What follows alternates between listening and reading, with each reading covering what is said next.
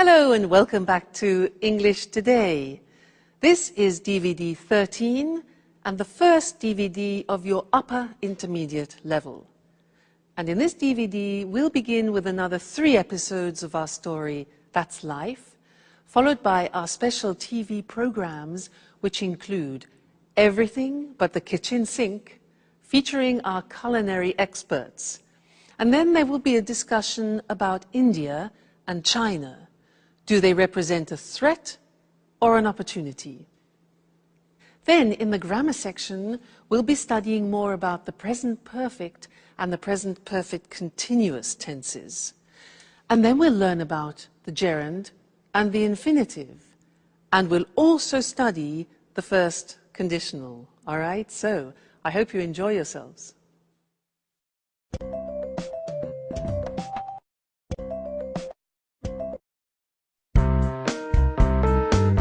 Sharon, I called a real estate agent 5 minutes ago.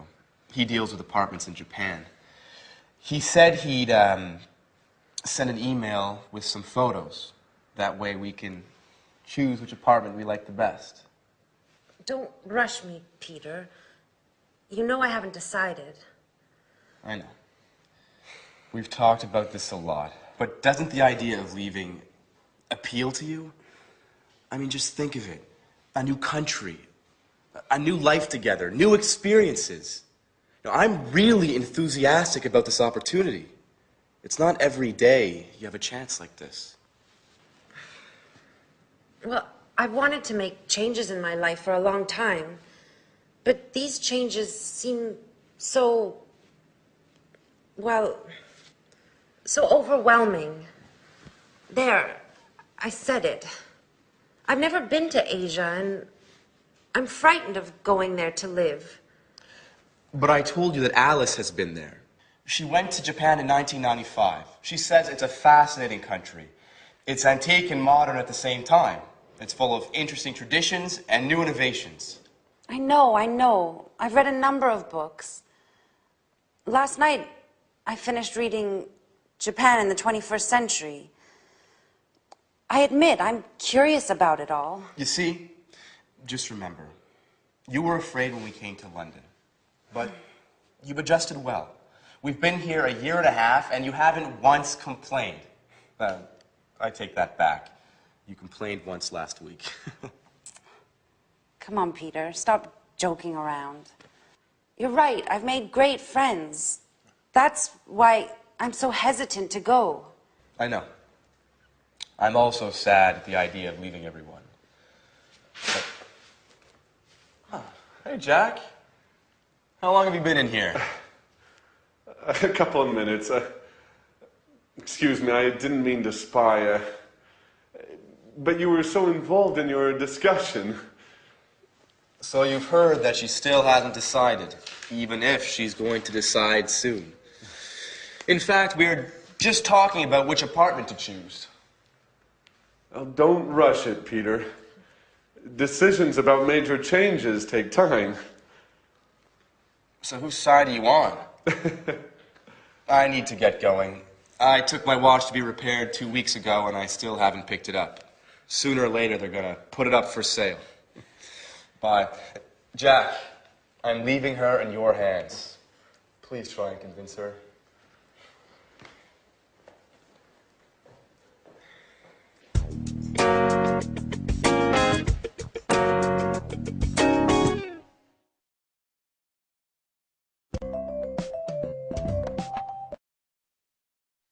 Hello again and welcome back to English Today, your live TV program where you can learn the English language. That last episode, I'm sure Jack can manage to convince Sharon to go to Japan. What do you think? We will see how that evolves. Now let's go back to the present perfect. Remember that we have learned so far that we use the present perfect with genie, just, ever, already, never, and yet. Well, I want to give you 2 more acronyms to help you understand when you use the present perfect. And the first one is this: flot. Now, you see at the top we have for.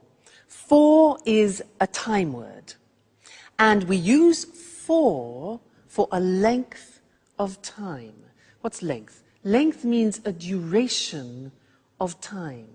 So if you want to say 10 years, for example, you would say, I have lived in France for 10 years. For 10 years, a duration of time. Or, for example, 5 minutes. I have worked here for 5 minutes. Okay, so for we use for a length or a duration of time. That's flot, F-L-O-T, flot. Now, let's look at the second one, spot. Now, spot starts with the word since. Since is a word that we use when we're talking about an exact point of time. So, let me give you an example. If I say 5 o'clock, that is an exact point of time. So, you could say, I have been here since 5 o'clock. Or for a year, you can say 1973, since 1973. So these two words are very important, for and since. Flot, spot. For a length of time, and since for a point of time. Now let's do a little exercise to help you with that. I will say something like 2 days. You must decide whether to use for or whether to use since. Okay? So, 2 days. Is it a length of time or a point in time? Length. So, for 2 days. I have been here for 2 days. Another example. Thursday. Thursday's a point of time, so since Thursday. Great. For a long time. A long time. Exactly, that is a duration, it's a length, so it's for. I gave you the answer. Another one, December. Good, it's a point, so since December, very good. This one, weeks. Very good, 4 weeks. Okay, fine. Let's think of another one. 2001. Okay, that's a point of time, so since 2001. Those are some examples. Let's go to the screen now, and I'll show them to you in a written form. That way you can memorize them and fix them, okay? So, flot and spot. There we have it. For a length of time, flot. So this is to express duration. The examples, I've lived here for 10 years. Then, he's known her for ages. Now, for ages means for a long time, okay? Then we had spot, which is since, and we use it for a point of time. The examples, she's worked there since the 7th of June. Point of time, that's a date. And they've been here since 1978, a year. Okay, so flot and spot. Now, the interesting thing is that when we ask questions about that, we use the word how long. For example, how long have you been here? And we use the present perfect. Look at the screen. We say, how long have you lived in Cambridge? And the answer would be, I've lived in Cambridge for 10 years or since 2001. You see? Now, remember that how long is different to how many times. How many times is 1, 2, 3, 4, 5. How long is a period of time? Okay? Another example. How long has he worked there? Answers. He's worked there for 10 years, or he's worked there since 1973. All right? Now, just look at the examples we practiced. We have for 2 days, for ages, 4 weeks, for a long time, duration, then since Friday, since 5 o'clock, since 2001, since I was young, and since December. Great. Okay, so there we have it. We have genie, just, ever, already, never, yet. We have flot and spot, which is for and since. This is when we use the present perfect. Great. Now, let's go back and see if Jack has managed to convince Sharon to go to Japan. Okay? Bye.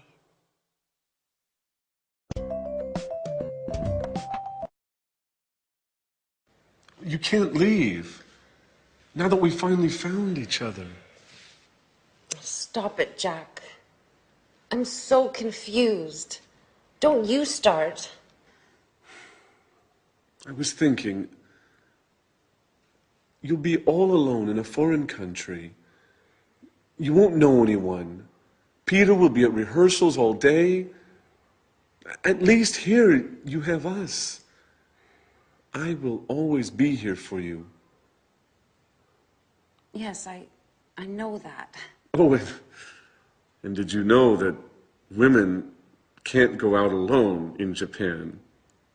Jack, that only happens in the Middle East. Stop it now. The truth is, I love new experiences. Remember when I moved to London 2 years ago? I've loved every minute of it. But that's not what you told Peter. I said it on purpose. You know I want him to slow down. I heard what you said 5 minutes ago. You were sincere. You weren't joking. You misunderstood, Jack. I'm not afraid of leaving. I've lived in a lot of different places in my life. I've done a lot of things. I've worked as a babysitter, as a tour guide, as a waitress. I'm sure I'll find something in Japan. I know you all too well, Sharon. You haven't ever really enjoyed any of those jobs. You still haven't found what you want to do in life. Stop it, Jack. I'm glad you promised Peter to convince me to go. I didn't promise him anything. So, what have you decided? Are you going to move? I don't know. I think I will. Yes. I'm going to move. If you've already decided, why did you have a job interview yesterday afternoon?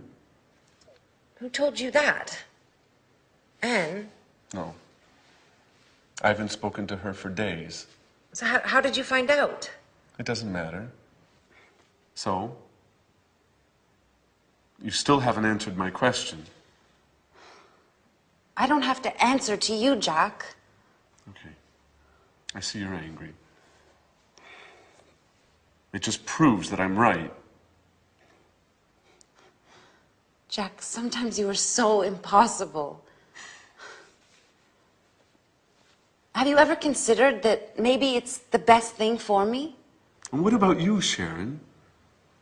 Have you ever thought that you might be in love with somebody else?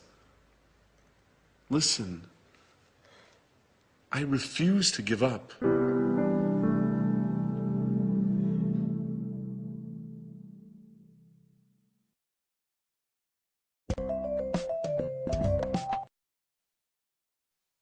Love is difficult, isn't it?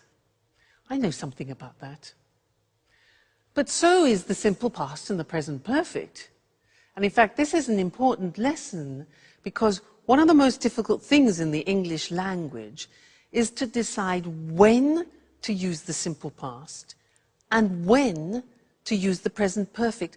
I hear a lot of people making mistakes about this. When do we say, I went? And when do we say, I have gone? Well, remember, up until now, I've tried to help you with these acronyms, you remember? Oilway and Genie. And I really do think they'll help you. Now, do you remember, Oilway was for the simple past. We use the simple past with on, in, last, when, ago, and yesterday. Okay? And we use the present perfect with just, ever, already, never, and yet. Be careful, there are two A's. This is already, this is ago. Okay, so be careful there. So, when you are speaking English, you have to make these choices. What do I use? Simple past or present perfect? And it depends on what time reference or time word you are using in the sentence. That is the most important thing, okay? Which one of these acronyms? Let me give you an example. We'll take a simple verb like I go. Now, if you want to use already in the sentence, what do we use? Do we use present perfect or simple past? Already is part of genie, just, ever, already, never, yet. So you need the present perfect. And you say, I have already gone. Now, if you want to use last week, where is it? L, last, simple past. So you say, I went last week. Now, you try. I want to use just. Which one? Genie, just. So we say, I have just gone. Present perfect. Okay, next one. I want to use yet. Now be careful, there are two Y's. This one is yet, this one is yesterday. Be careful. So, yet is negative, do you remember? It's present perfect, and the yet is at the end of the sentence. So, I haven't gone yet. All right? That's more difficult. Yet, so that's an exception. Next one. When? When? Okay, simple past. For a question, very often, when did you go? Next one. Never. Right? I have never gone. Present perfect. Fabulous. 2 days ago. Now this is already and that is ago. So, I went 2 days ago. Great, you're getting the hang of it. On. Yes, so I went on Friday, for example. Yesterday. I went yesterday. And the last one, in. Yeah, good. I went in June or in September. Fantastic. So that's it. Okay? When you are deciding whether to use the simple past or present perfect, think of the time words. And let's look at that on the screen just to remind you once more, because this is difficult. So, oil way is for specified time. On, in, last, when, ago, yesterday. I saw him on Friday. We went there in 1988. She came last week. When did you visit them? Question form. I visited them 2 weeks ago. I saw him yesterday. On, in, last, when, ago, yesterday. Then genie for unspecified time, indefinite time, just, ever, already, never, yet. Examples, I have just seen him. Have you ever been to America? They've already eaten. He's never learnt. And have you met them yet? Okay, yet at the end. So please try and memorize these. Oil way, genie, and think about it when you have to decide between simple past and present perfect. All right? Good luck, and I'll see you again soon. Bye.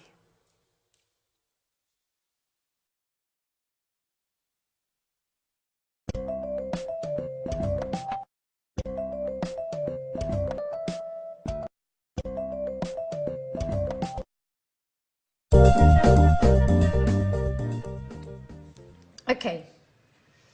Sharon, you remembered to buy the beer, right? Of course I did. And you managed to bake the cake, right? Not yet. I'm going to bake it this afternoon. I still need to get some chocolate. Actually, Jack offered to get some for me. He promised to bring some before lunch. Sorry, but I can't help you with the cake. I have to take some tours to visit the Tate Gallery. Oh, don't worry about it. I'll have Jack to help me. He decided to stay home today to give me a hand.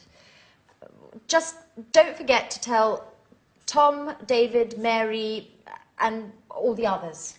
Don't worry, Peter said he'd take care of it. I'm sure he's already got in touch with everybody by phone. Great. Everything is going as planned. Oh, don't forget to buy the present. Don't worry. How about getting an astrology book? She'd love that. Absolutely. She loves reading those kinds of books.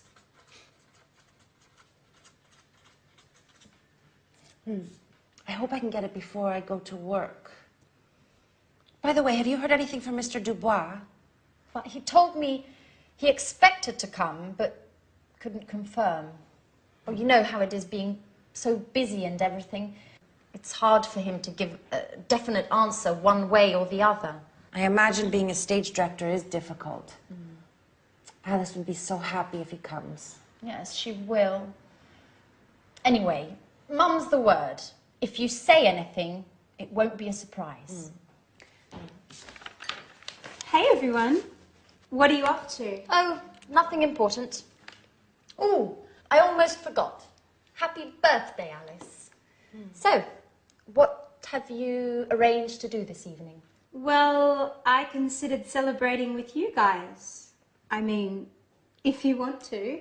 Oh, I'm really sorry, but well, Jack has arranged to eat out this evening with his colleagues and he can't put it off now. And, well, I agreed to correct some reports. Oh, I see. What about you, Sharon? Oh, I'm terribly sorry, but I agreed to go to the theater with Peter, and he won't be finished rehearsing before midnight. But I thought... Well, I know we promised to have a party, but why don't we postpone it? It's just not possible today. What a shame. I can't stand the thought of being all alone on my birthday.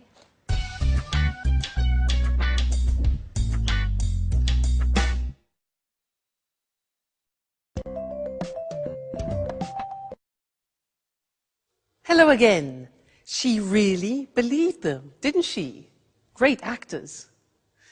Now, in this lesson, I want to do something new, and it's related to gerunds and infinitives. In that last episode, our friends used some quite complicated sentences, which I want to look at with you now. Anne said, Jack offered to get some cake. Do you notice that there are two verbs together there? Jack offered to get some cake. Now, offered here is followed by an infinitive. That's one example. The next example is, she said, he promised to bring some before lunchtime. He promised to bring some. Promised is followed by an infinitive, promised to bring.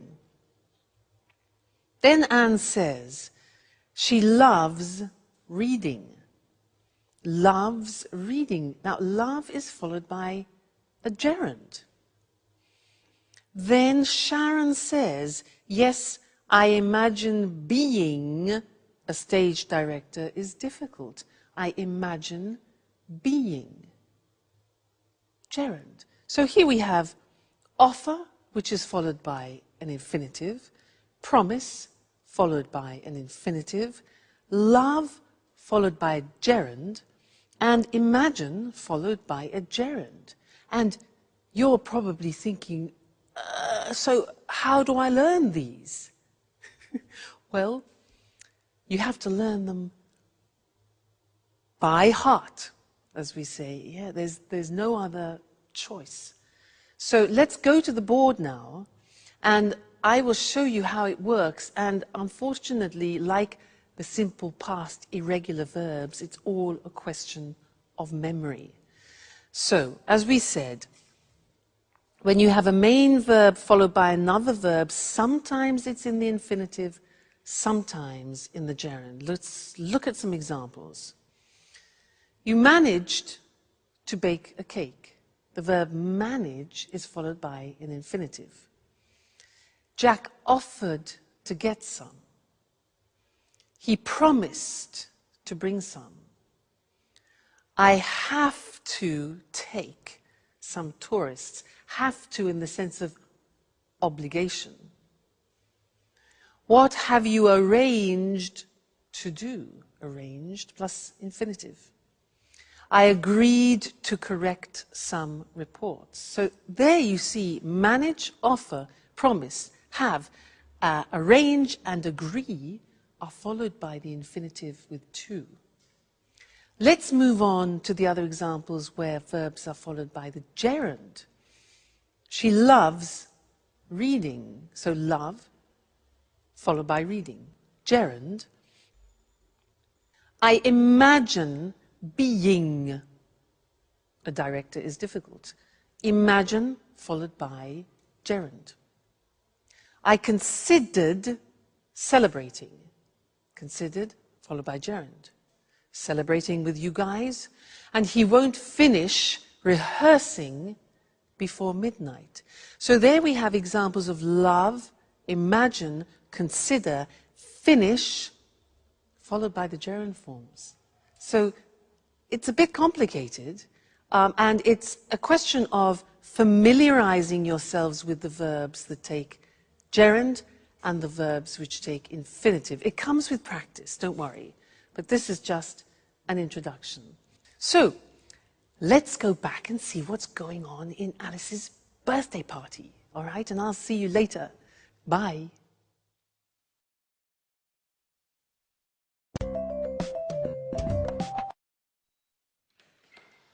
Hey, is anybody home? Oh. That's right, I forgot. Everyone's busy this evening. What a shame. I resent having to spend my birthday all alone. Hey, what's happening here? Surprise! Happy birthday to you. Happy birthday to you. Happy birthday, dear Alice. Happy birthday to you. Oh, I'm so happy. I didn't expect to find anybody here. I thought I had to spend my birthday all by myself. Oh, did you really think we would forget to celebrate your birthday? Well, yes. You played quite a trick on me. And you fell for it. Come on, everyone. A toast to Alice. Oh, wait. Before we make a toast, we have another surprise. Another surprise! Daddy!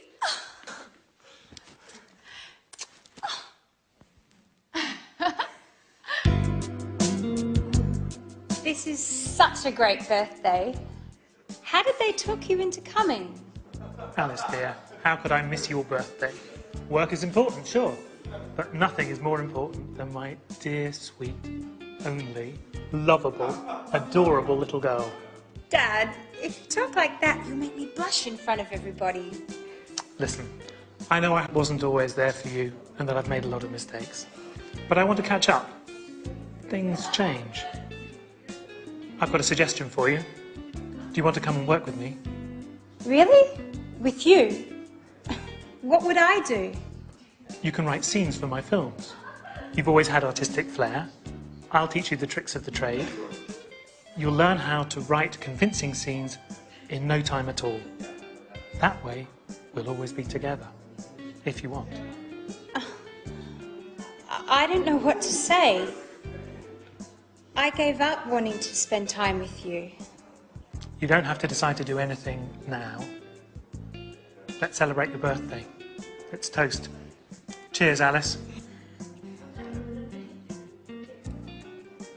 Thank you so much, Daddy. This is the best birthday of my entire life.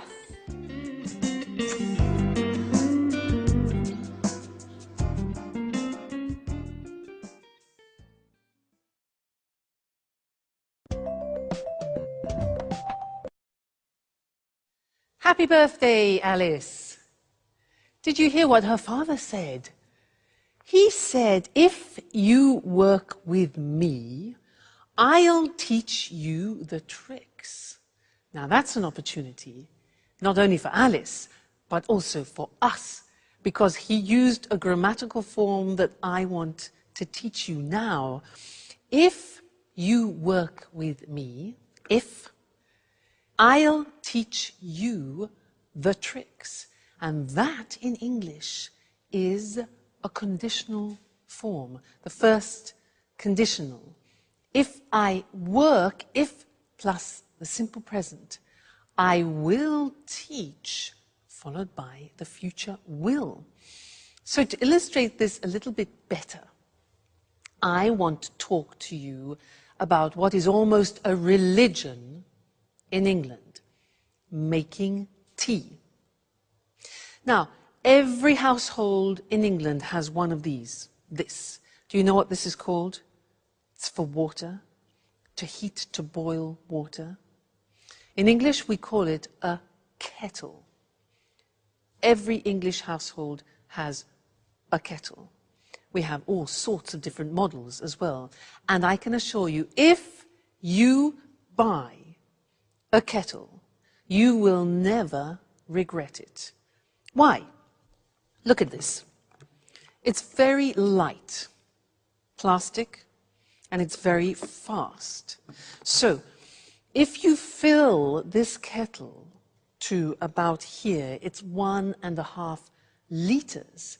And then, here's the plug, if you plug the kettle in, the water, 1.5 liters, will boil in 3 minutes. Incredible. So, 1.5 liters, if you boil 1.5 liters, then it will be ready in 3 minutes, okay? The other good thing is that if you want to carry the water to another place, look, take it off the element, and it's portable. Now, there's one thing to remember. Inside, sometimes it gets a bit dirty. You have a special liquid to clean it, because if you don't clean it, then it'll change the taste, or it might change the taste of the tea. Okay, so that's important. So, a kettle. If you buy this, I can assure you, you will never regret it. Okay, now, I was using some conditional sentences there, and I want to go to the screen now to look at those more carefully. It was the first conditional, using if, all right? And this is used to describe real possibilities. So, look at this. If you work with me, this is Alice's father, I'll teach you all the tricks. So we have if, then the present tense, and then will and the infinitive, which is probably different to your own language, so be careful about that. The other example, if you use a kettle, you'll make tea faster. So present tense, future with will. If you use a kettle, you'll make tea faster. If you don't clean it, the tea won't taste good. You see the negatives there? If we don't, negative of the present, the tea won't, negative of will, taste good. Now, we can sometimes change the second part. Look at the next example. If her father offers her a job, she might accept it. Now, using might gives the idea of uncertainty, but that's fine to use in the first conditional. The other example, if he accepts the job, yeah? If he accepts the job, he might move, go to Japan. All right, so you can also use might. If you stay with me in English today, you will learn the English language. All right? Great. Well, I'll see you again in the next lesson. Bye.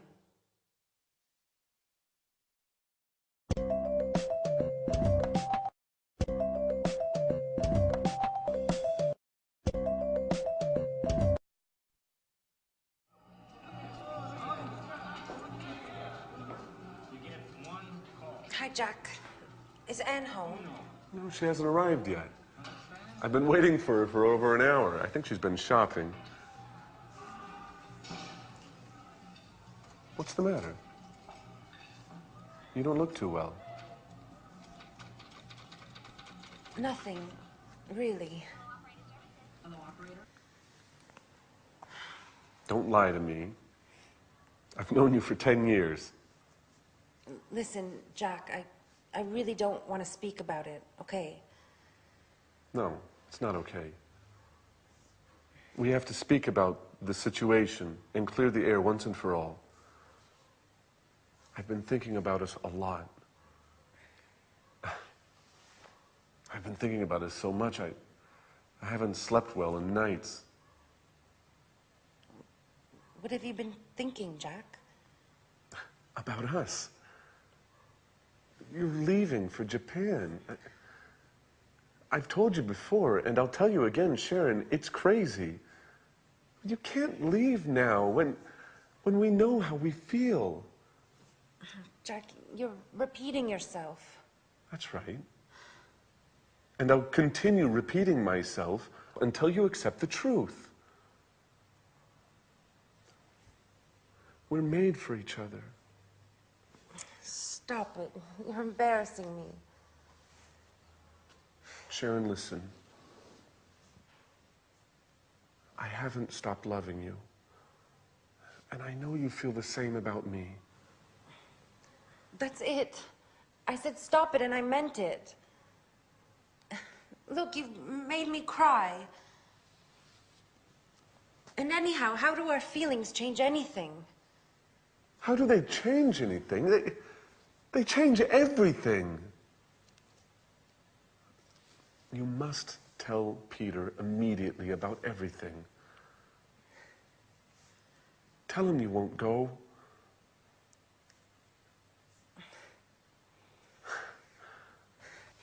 I'm so happy. I knew you felt the same way about me.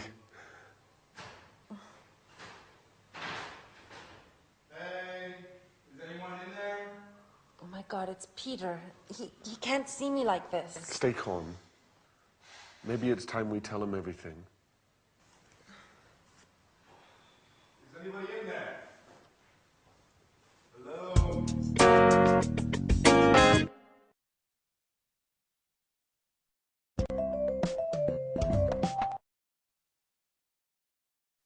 Hello, everyone, and welcome back to some more English today. It's the moment of truth for Sharon, isn't it? Now, in that episode, they used some very interesting language, and language which is a grammatical form very typical to English. It's a form you don't find in many other languages. Let me give you some examples. Jack said, "I've been waiting for her for over an hour. I've been waiting for her. She's been shopping. She's been shopping." And Jack also said, "I've been thinking a lot about us," remember? She said, "What have you been thinking, Jack?" Now that's the form that I want to look at with you now, because as I said, it's very unusual and particular to the English language. So, London Bridge, the Tower Bridge. Now that's a useful image because in fact, this grammatical form is about bridging two different forms. It's about bridging the present perfect has been or have been with the present continuous form, for example, I am working. Now, you put those together, mix them all up. Ding, bingo, you get the present perfect continuous. You see, the taxi joins the two together. That's great. I'll give you an example. I have been teaching for years. Now, what does that mean? It means that I started it in the past, this action, and I am still continuing it now. So I started in the past, have been, and I'm continuing now the continuous. I have been teaching English for years. Okay, let me give you another example. Yoga. I started yoga 5 years ago. I'm still doing yoga now. So I say, I have been doing yoga for many years. I have been doing yoga for many years. Okay, so that is this interesting mixture of present perfect and the present continuous. Okay? So, I think in order to understand it a little better, we should go to the screen so that you can see it in the written form. I remind you, it's a tense that you find in particular in the English language, not in other languages. So, here we have it. Sharon has been working as a tour guide for many months. So, an action starting in the past, continuing now. He's been working here for 5 years. He's been stands for he has been working here. They've been playing tennis since May. Okay? That's the positive form. Now, the negative form, Peter hasn't been paying attention to Sharon for a number of weeks. That's the negative. That's true. The question form is, how long have you been doing your homework this morning? Have you been doing inversion? How long has she been teaching? We use how long very often because we want to find out the duration, when the action started and the action is continuing now, so what period of time? How long have I been teaching? Then the answer would be, I've been teaching for many years. I could ask you, how long have you been learning English? You can say, well, I've been learning English for years, or whatever the answer is. So that's the present perfect continuous, PPC. And don't worry, this is not the only lesson about it. It's not easy, and I will tell you other things about it in another lesson, the next lesson. All right? So, see you then. Bye.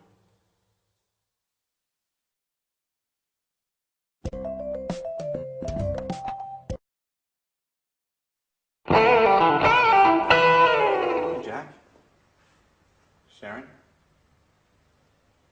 What are you doing here? I've been looking for you for half an hour. Hey, what's the matter? You've been crying. Are you going to explain to me what's going on or not? Peter, listen, calm down. I'm not going to calm down. I want answers, and I want them now. What's going on here? That's what I'd like to know. Jack and Sharon have been here for who knows how long, and who knows what they've been doing. Hey, Jack, it's time you tell me what's up. I'm going to get really mad if I don't get some answers. Okay, stop. Stop! You're acting like little children. Come on, Jack.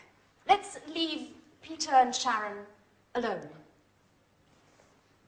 They need to talk, and we need to go shopping.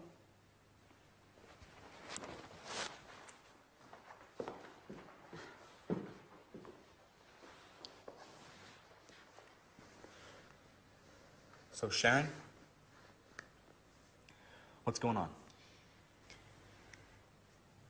Peter, I have to tell you something I've never told you before. I've known Jack for a long time. We went to the same university together, and, well, we were once engaged. What? So that's why Jack came to live here. You've been seeing each other, haven't you, Sharon? No, Peter, I swear, it's true. We just happened to meet here. It happened by chance. By chance? That's a strange stroke of luck.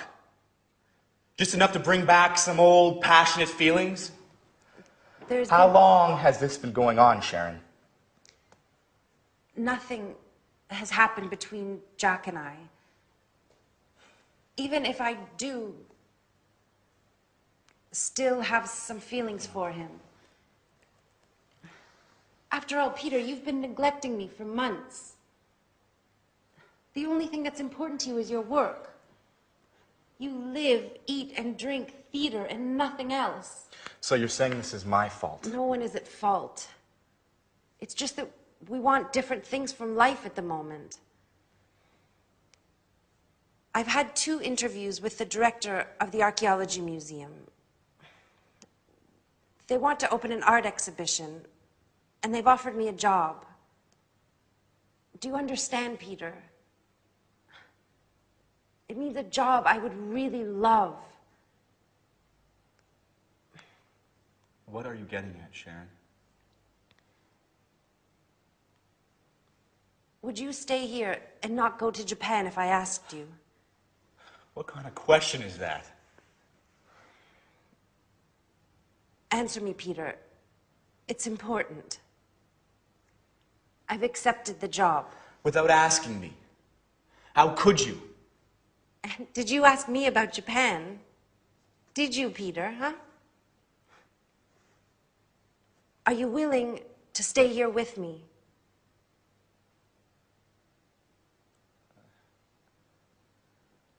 I can't, Sharon. This is my big chance. You see, Peter, I'm right. Nothing is more important to you than your success.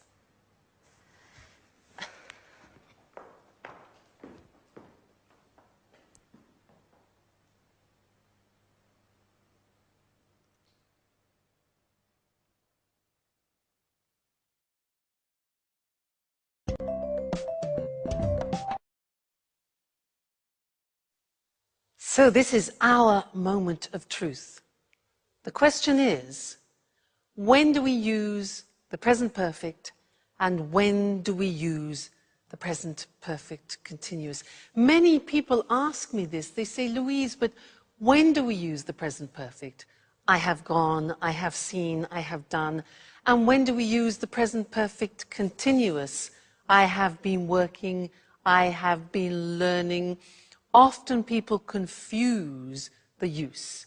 And you're right, it's not easy at all. So I'd like to try and help clarify that by these simple things, a revision of what we've already seen. Now, with the present perfect, we use genie. Remember? Just, ever, already, never, and yet. That's important to remember. With those words, we use the present perfect. But with the present perfect continuous, we're using for, since, and how long. Okay, now that is the difference. So if I take a phrase like, I do the exercise, and I want to use the time word already, then you need the present perfect. I have already done the exercise. But if you want to use the concept of since, you can't use the present perfect, you use the present perfect continuous. So, I have been doing the exercise since Friday. Another example would be, for example, just. Just is a present perfect word. So we say, I have just done the exercise. If you want to use for, we're into the present perfect continuous, the PPC. So I have been learning English for many years. So do you see the mechanism? You have to think about what time words you want to use in the sentence. Then you choose the correct grammatical form. Genie for the present perfect. For, since, how long? How long have you been learning English for the present perfect continuous? That way you can distinguish between the two forms, all right? So try and memorize those time words, and I can assure you it will help you a lot when you're speaking. All right? Great. Well, see you again in the next lesson. Bye.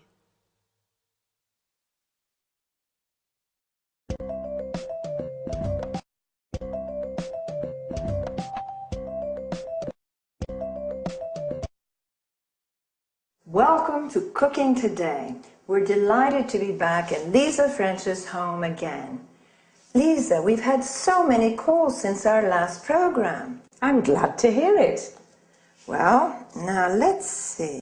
Here, Sally from Manchester is getting married in June and has always dreamt of having a well-equipped, modern kitchen just like the ones in the movies. How can we help her?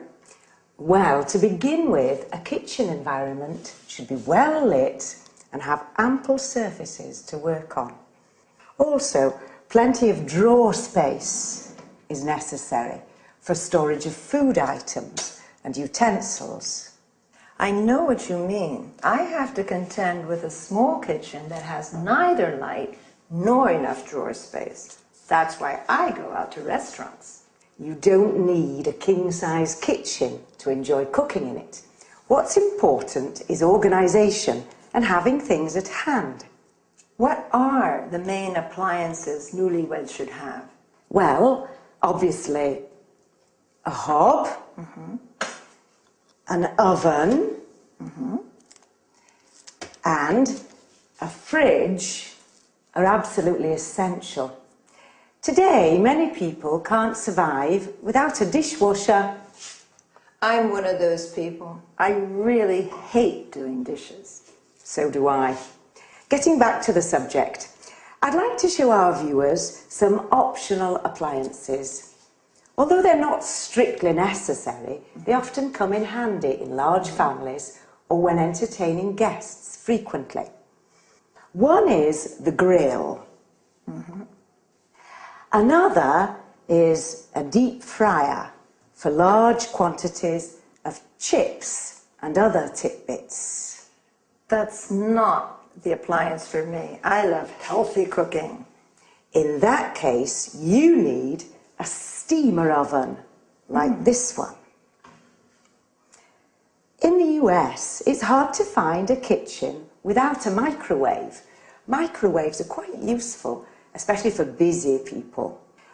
Other appliances, which are also common in the US, are water and ice dispensers, like this one. Well, everybody seems to have a food processor these days. Why is a food processor so useful? Well, a food processor is a great boon, since it's a real space and time saver. It has many different functions.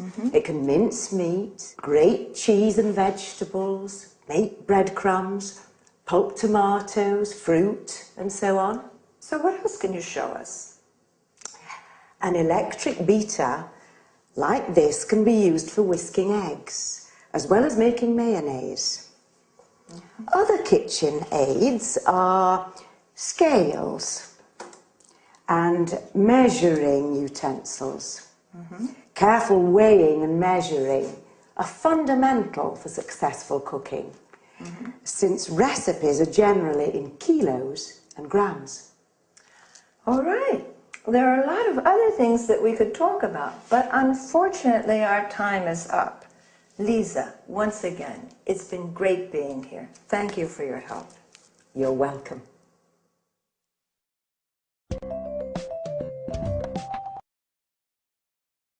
Well, let's analyze some of the vocabulary used by Lisa. Talking about the appliances for cooking, she spoke about a hob, or U.S. stove, where you cook food. an oven where you roast or bake food, a grill where food is cooked by strong direct heat.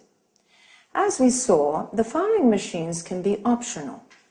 A deep fryer in which you fry food, a steamer oven where you can cook food in steam rather than water, a microwave where food is cooked by electromagnetic radiation. Then she referred to items where food can be stored like a fridge, originally refrigerator. The section with frozen food is called a freezer.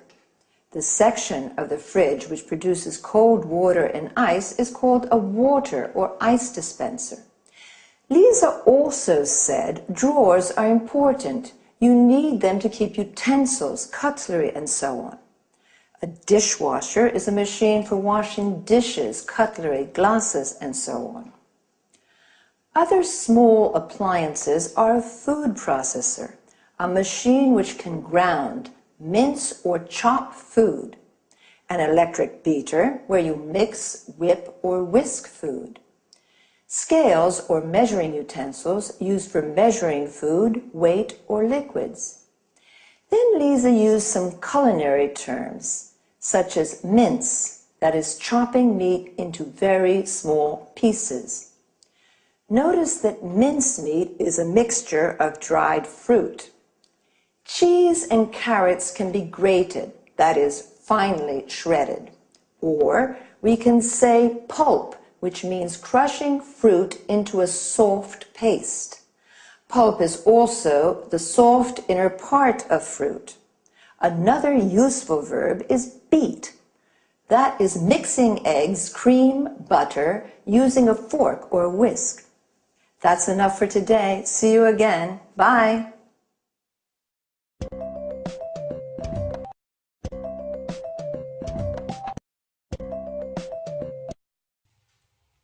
Hello, everyone, and welcome to Let's Talk, the evening discussion show with our two commentators, Tom and Marie.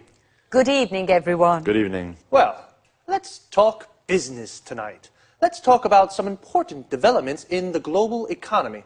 Let's talk about new markets and new commercial opportunities. In particular, I'd like to know what you think about the extraordinary economic growth that's taking place at the moment in some parts of the world. Are you referring to China? Yes, and also to India. You know, for the last 5 years, the economies of these countries have been growing at almost double-digit rates. In 2005, the Chinese economy grew by 9.9%, the Indian economy by 8%. Compare this with an average of only 1.3% in Europe's Eurozone. How do you see these developments? Is this enormous economic growth an opportunity or a threat for European producers? Well, I'm rather concerned about it, and I believe that many European industrialists are concerned too. These two Asian giants with their enormous populations are threatening European manufacturing and jobs. The fact is that labor costs are so low in China and India that European manufacturers just can't compete. Sorry, Tom, but I really don't agree with you. I don't see these growing economies as a threat to European producers. I believe that China and India offer new, important markets to European manufacturers. You know, both countries have middle classes that are becoming larger and larger. These people are becoming wealthier and are looking to spend their money on luxury goods made in Europe. So, Maria, according to you, European companies can sell their high-quality goods to middle-class Indians and Chinese. Exactly. In this way, European exports to China and India are predicted to increase. Just a second, Marie. The reality of the situation is rather different. India and China are selling much more to Europe than Europe is selling to them. I accept that's true at the moment. But don't forget, Tom, that cheap Chinese goods have helped to keep inflation low in European countries. And this has helped keep interest rates low too. So, consumers have been able to save money and spend this money on other things. Well, I agree with you that European consumers and industrialists have benefited from trade with China. Of course. What's more, today, more and more European companies are building factories in China or are having their goods produced there. Exactly. That's the problem, Marie. European industrialists are deciding to have their goods produced in these countries because labour costs are lower. If we continue like this, lots of factories in Europe will close and the number of unemployed will rise. Well, I can certainly see that you have different opinions on these issues. I think you're both right. Like most things in life, economic growth in China and India has its good and bad points. It can either offer commercial opportunities to some European producers, but it can also pose a threat to other sectors of European manufacturing. Okay, let's say goodbye to Tom and Marie. Goodbye. Goodbye. Goodbye to everyone, and see you again for another appointment of Let's Talk. So, we've just spoken about developments in the global economy. The global economy is the economic system of the world. An important development is the economic growth in China and India. Economic growth is the development of an economy. The Indian economy grows by 8%. Notice the use of by. The Chinese economy grew by 9.9%. Here, notice also how we say 9.9. Is this economic growth threatening to European producers? A threat is a danger, and the verb to threaten means to put in danger. One opinion is that the economic growth of India and China is threatening European producers. Producers are companies that make products. Another word for producer is manufacturer. Why is it a threat? Because there are low labor costs in India and China. Labor costs are how much a company pays its workers to produce something. The number of unemployed will increase in Europe. This is the number of people without a job. We say someone is unemployed when they don't have a job. Another opinion is that it isn't a threat. Actually, it's creating new commercial opportunities for European manufacturers. New commercial opportunities are new markets for products or the chance to sell more to existing markets. Just quickly, before we run out of time, there are a few useful expressions for discussions I'd like to look at. A polite way of asking someone's opinion is, I'd like to know what you think about. When you strongly disagree with someone, you can say, sorry, but I really don't agree with you, or just a second. But if, on the other hand, you agree, you can say, I accept that's true, or I agree with that. Well, that's all the time we have for this time. See you soon.